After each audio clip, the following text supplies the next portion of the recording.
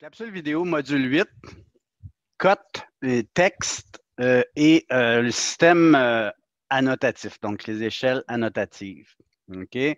Donc, on commence par les objets annotatifs. Un objet annotatif comporte un paramètre qui va lui permettre de changer de taille en fonction de l'échelle d'impression. On s'entend, si je dessine le contour de ma pièce, peu importe l'échelle à laquelle je vais imprimer, ma dimension reste toujours la même. L'échelle d'impression va faire en sorte que mon plan va s'ajuster en fonction du format de papier et en fonction de l'échelle que je vais avoir choisie. Nous dessinons toujours dans l'espace objet des éléments en vraie grandeur. Donc, quand on dessine une pièce de 10 pieds par 10 pieds, ben, ma pièce mesure vraiment cette dimension-là. Donc, si j'essayais de prendre cet objet-là puis l'imprimer sur une feuille 8,5 par 11, ben, ça ne rentrerait pas si je l'imprimais à l'échelle réelle.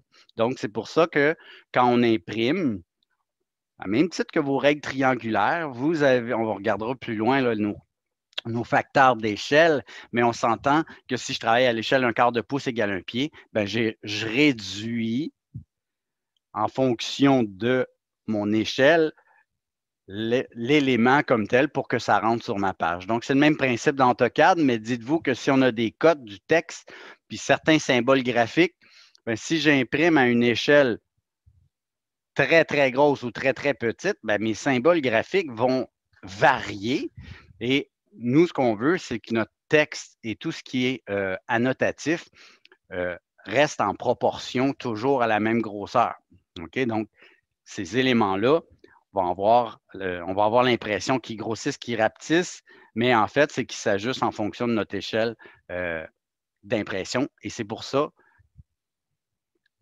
si vous regardez là, les exemples qu'on vous donne ici, bien, si mon texte est annotatif, peu importe l'échelle à laquelle je vais imprimer, bien, mon symbole ou mon texte reste toujours avec une taille constante ou une taille identique d'un dessin à l'autre. Si mon élément n'est pas annotatif, puis je prends le même exemple, mon édifice ici est en grandeur réelle avec un texte, là, je l'imprime à une échelle plus petite, ben, mon texte, il réduit aussi en fonction de mon échelle d'impression. Donc, c'est pour ça que tout ce qui est annotatif, texte, cote, annotation, motif d'assurage, des blocs qu'on va insérer éventuellement qui comporteront aussi des paramètres annotatifs. Donc, voilà un petit peu le bref historique. On va voir un petit peu plus loin comment ça fonctionne. Donc, prochaine diapo, on regarde les échelles, effectivement. Donc, je vous parlais tantôt de l'échelle un quart de pouce égale un pied, qui est une échelle, ma foi, courante, si on veut. Bien, en fait, si vous prenez votre règle triangulaire, on sait qu'un quart de pouce, c'est égal à un pied en grandeur réelle, si on veut. Donc, si on fait le calcul, on fait une règle de 3, bien, en fait, il faut multiplier.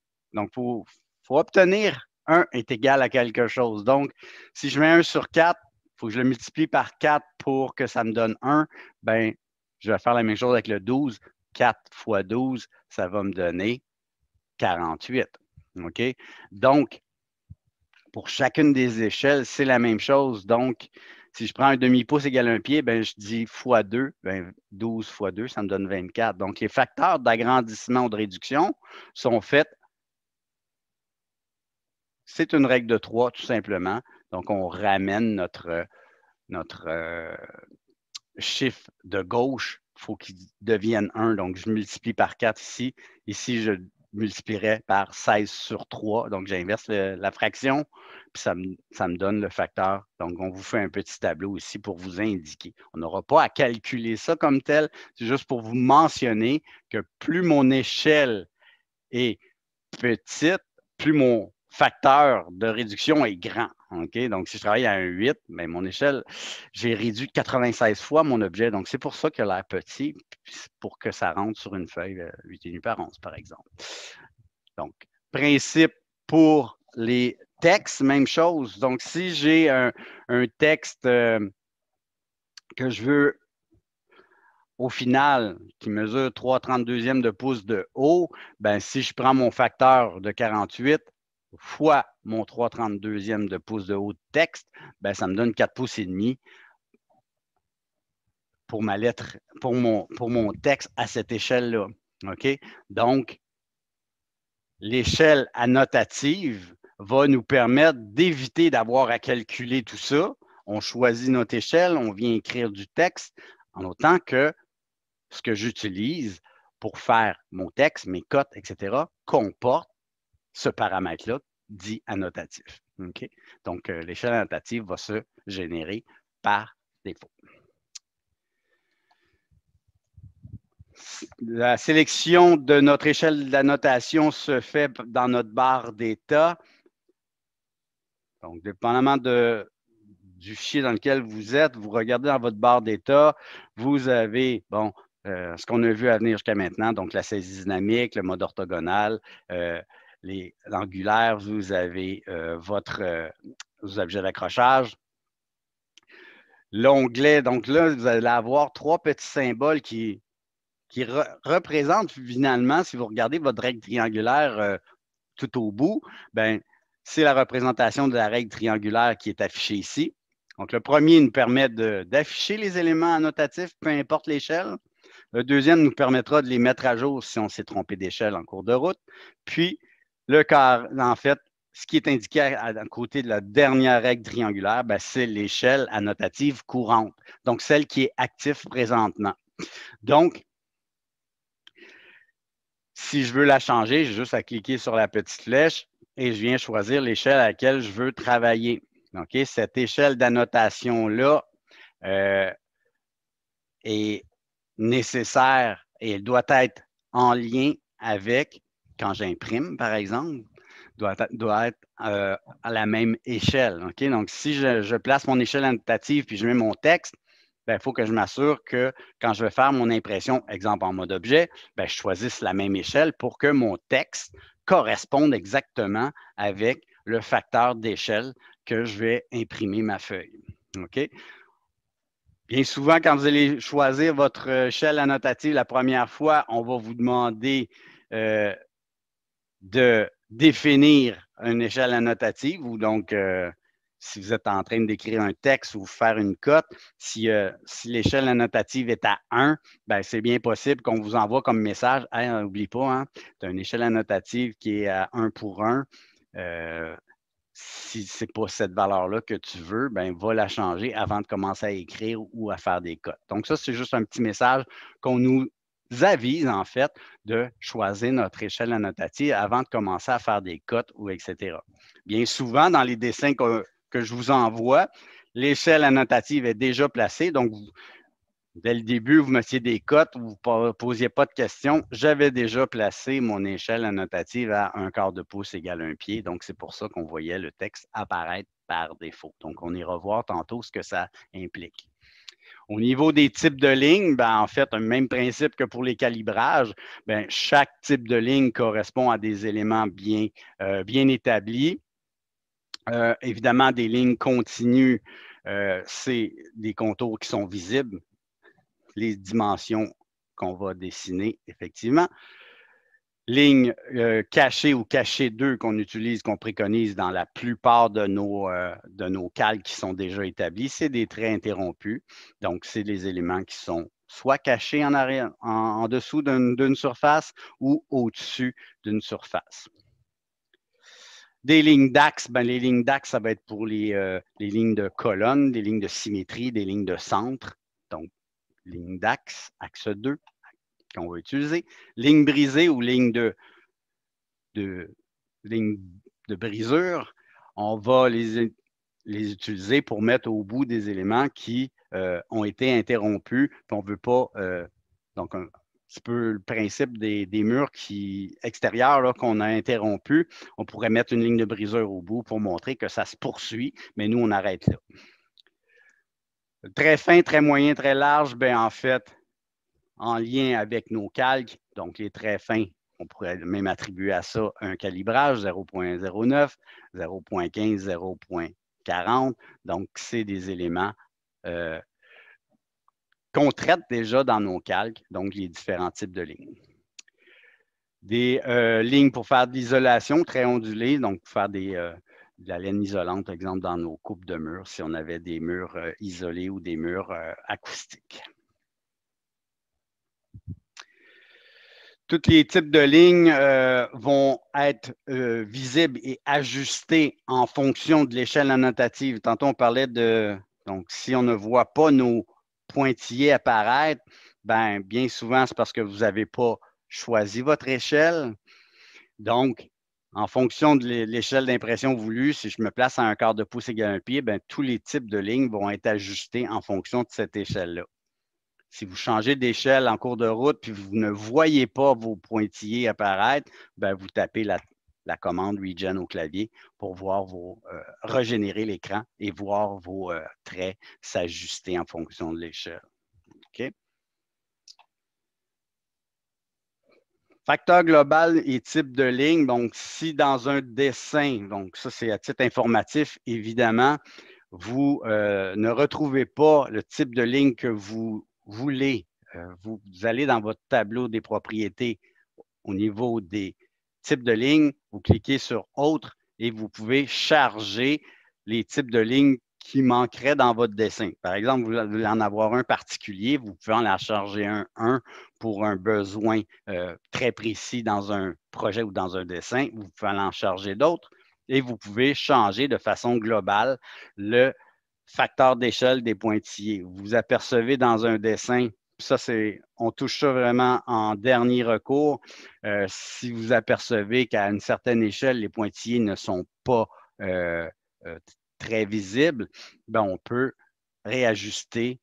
Et la commande au clavier, c'est LT Scale. On pourrait aller changer ce facteur global-là. Mais d'emblée, il faut que ça soit à 1 pour avoir les paramètres de nos pointillés standard. OK? Donc, si jamais vous ne voyez pas vos pointillés apparaître, tapez la commande LT Scale.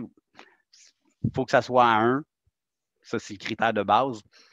Si c'est à un facteur beaucoup plus gros, c'est bien possible que les pointillés. Donc, vous recevez un dessin d'un collègue ou de l'extérieur, puis vous ne voyez pas les pointillés apparaître. Vous avez placé votre échelle, allez voir votre facteur de pointillés.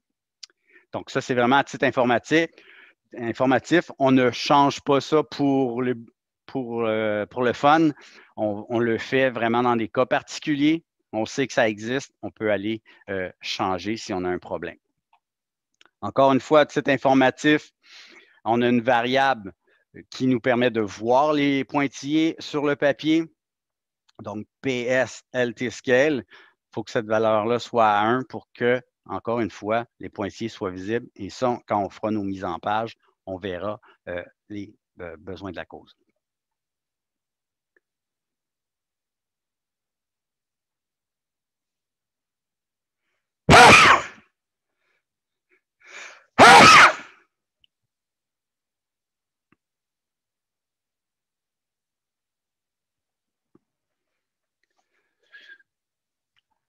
En mode objet, la variable MS pour Model Space ou mode objet. LT Scale, cette variable-là, en mode objet, il faut qu'elle soit à 1 pour les voir automatiquement apparaître. OK? Petit test ici. On était à l'échelle 1 pour 1. Je l'ai mis à 1/4.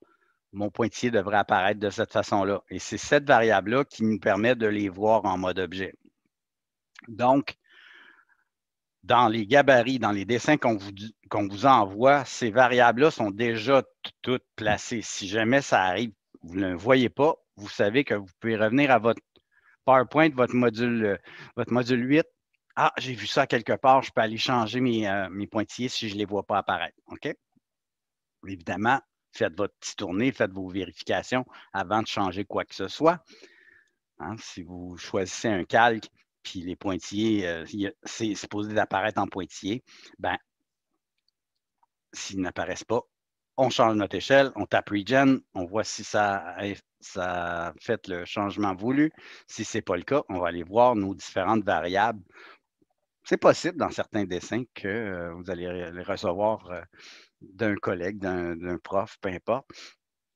des petites omissions ou les trucs ont été changés, vous pouvez aller les corriger. Donc, toujours à titre informatif, la variable MSLTScale, il faut qu'elle soit 1. C'est ça qui va faire en sorte que vous les voyez ou vous ne les voyez pas. OK?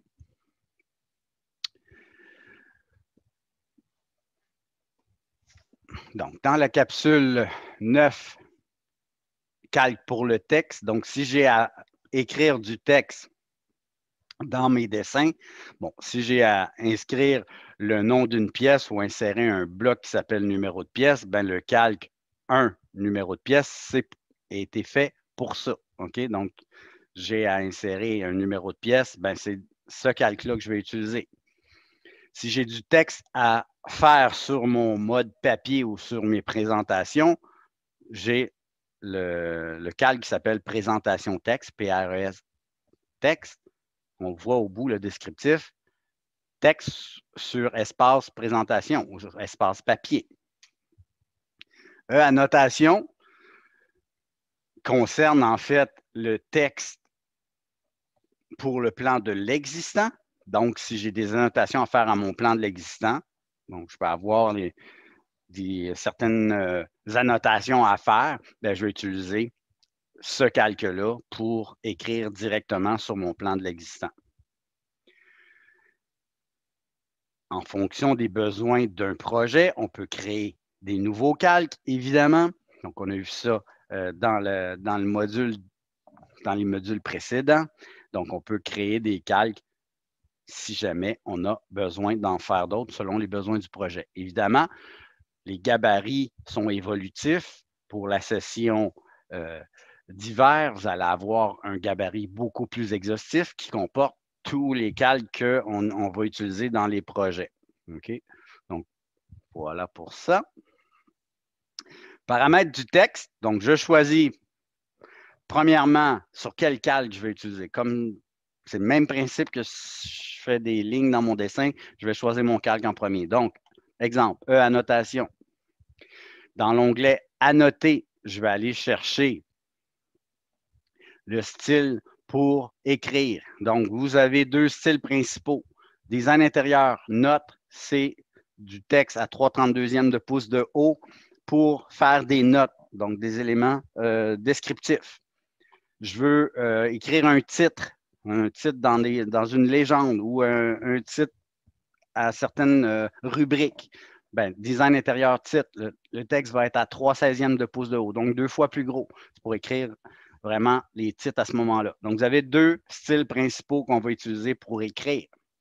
Évidemment, vous devez choisir l'échelle en fonction de la vue courante. Donc, l'échelle annotative est importante. Donc, si je travaille à l'échelle 1/4 de pouce égale 1 pied, ben, en utilisant ces styles de texte-là, ils vont s'ajuster en fonction de l'échelle à laquelle vous travaillez. Mais on sait que si je prends le note, ben, ma hauteur est à 3/32, est à 3/32 une fois imprimée. Okay? À l'écran, AutoCAD va faire OK, tu travailles à l'échelle 1/4, ben, il va prendre 1/4 fois, donc 48 fois 3/32. Il va le mettre à 4 pouces et demi de haut.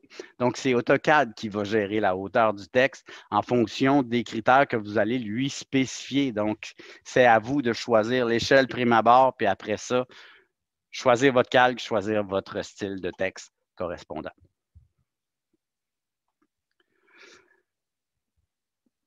Quand je vais aller chercher mes annotations, ben, j'ai plusieurs façons d'écrire. Donc, évidemment, je peux aller chercher un paragraphe où je peux écrire une ligne de texte unique.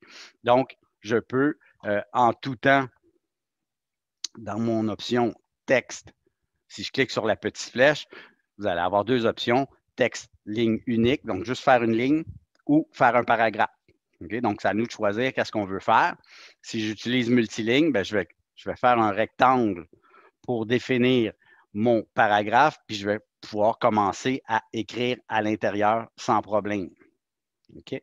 Donc, si je vois que ma case n'est pas assez grande, le texte va toujours être éditable, ne vous en faites pas, on va pouvoir étirer le rectangle au besoin. Okay?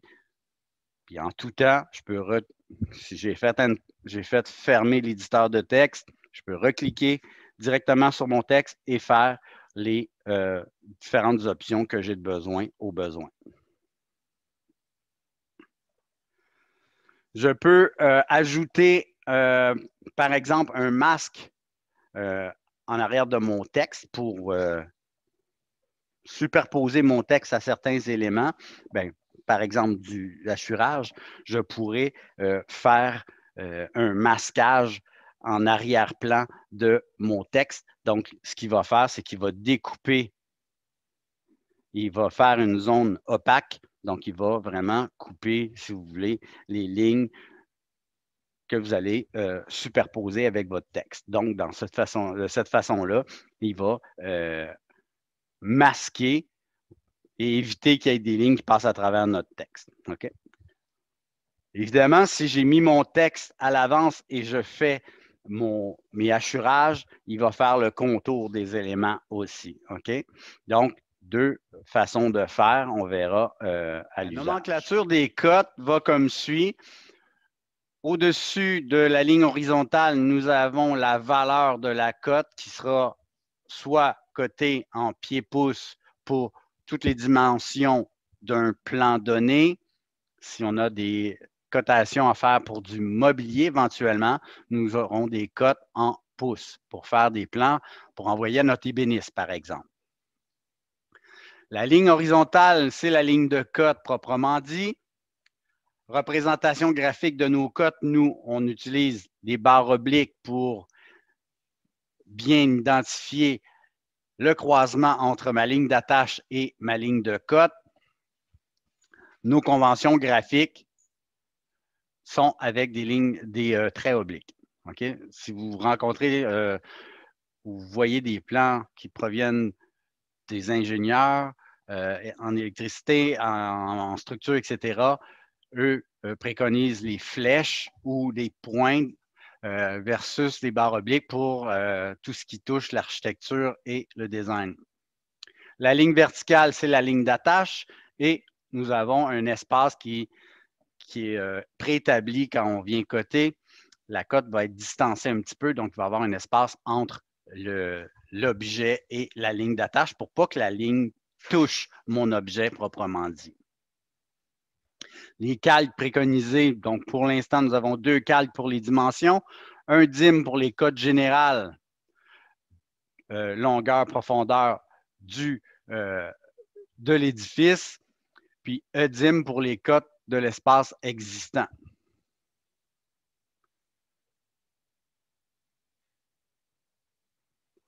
Donc, on peut, les calques qui vont être sur les cotes qui vont être sur le calque 1 dim vont être visibles sur tous les plans puisqu'on va afficher généralement ces cotes-là, ces cotes générales-là sur tous les plans.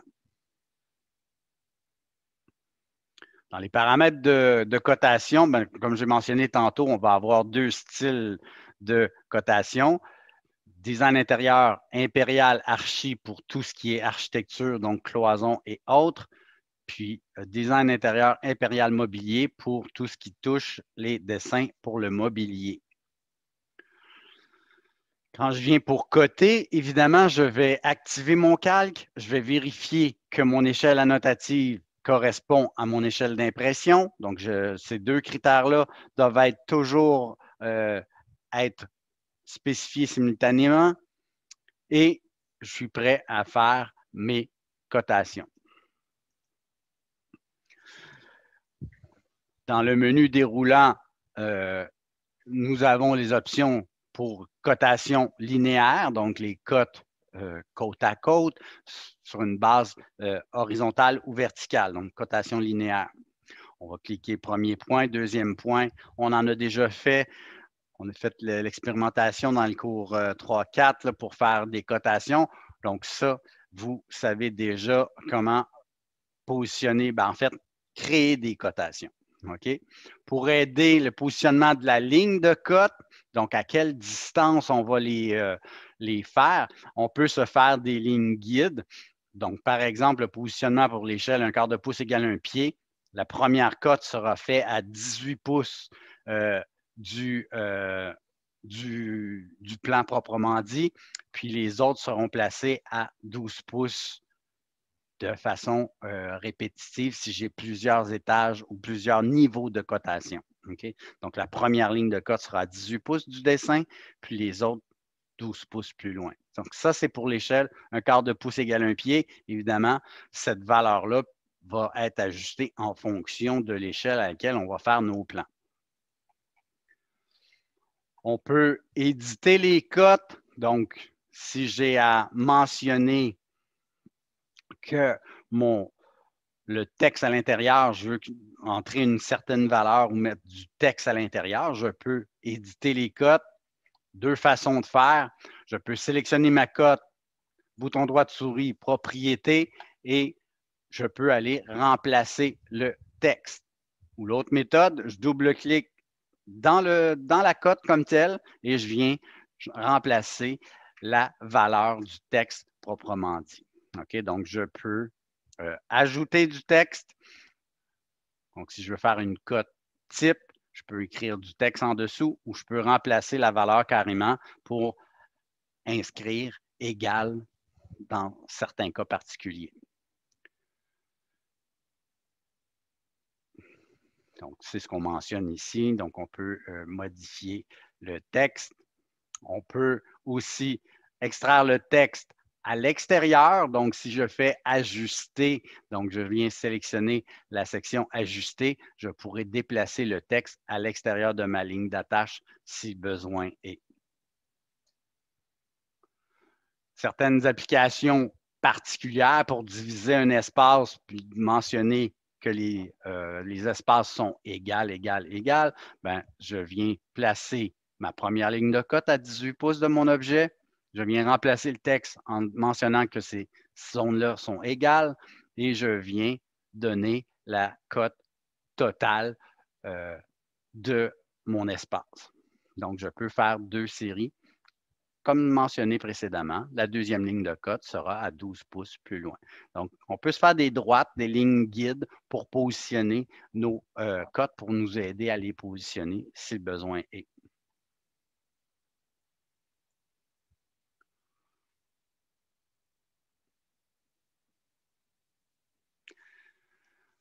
Une autre façon de coter pour répéter une certaine distance.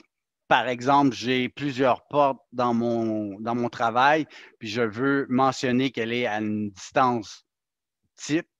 Donc, si j'indique ici que j'ai 5 pouces, 6 pouces entre le mur et ma porte, et j'indique la valeur type en dessous, ça veut dire que toutes mes portes, sauf celles qui vont être indiquées avec une valeur autre, seront à 5 pouces. Okay? Donc, ça pourrait être une façon de limiter le nombre de codes dans mon dessin. J'ai plusieurs portes à localiser. Ben, je peux, en inscrivant la valeur type en dessous, mentionner. Ça mentionne que toutes les portes seront placées de cette façon-là.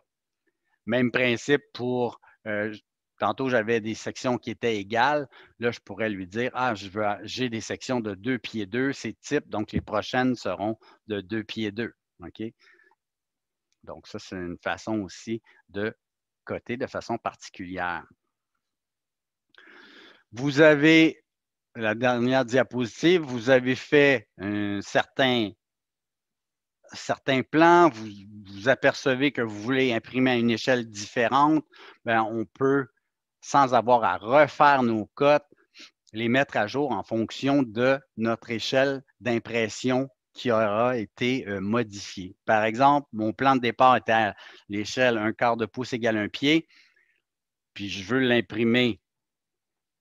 Je veux imprimer une certaine partie ou la totalité à une échelle plus grande sur un format de page plus grand. Je veux que mes cotes, je puisse les voir aussi, puisque si j'ai placé mon échelle de départ à 1/4, malheureusement, mes cotes ont été créées à l'échelle 1/4, donc ils sont faits selon ce paramètre-là, selon cette échelle annotative-là. Donc, je dois les mettre à jour et ajouter une échelle annotative pour pouvoir les voir à une autre échelle. Okay? Donc, à l'aide du tableau Ajouter échelle dans la section Annoter, je pourrais ajouter une échelle courante. Donc, l'idée, ce sera d'activer l'échelle que je veux obtenir et ajouter une échelle courante aux différents objets annotatifs de mon dessin. Donc, allons voir ce que ça donne tout ça dans mon dessin CAD.